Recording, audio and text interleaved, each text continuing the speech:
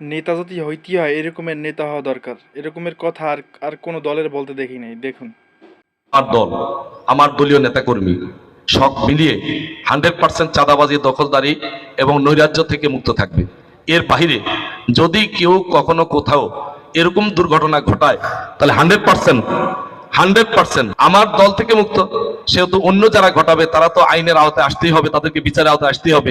বিচারের বাইরে থাকার কোনো সুযোগ নাই। কোনো স্বজন প্রীতি আমার কাছে প্রশ্রয় পাবে না ইনশাল্লাহ।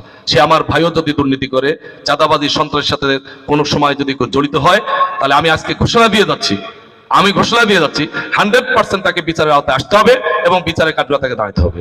এর পাশাপাশি আমি বলেছি, আরেকটু বলে দিই, দুর্নীতি, ঠিকাদারি, ঠিকাদারি লাইসেন্স, তারপর অমুক লাইসেন্স, তমুক লাইসেন্স, ক্ষমতাসীন চেয়ারে বসে প্রভাব খাটিয়ে এগুলা কিন্তু করা হয়।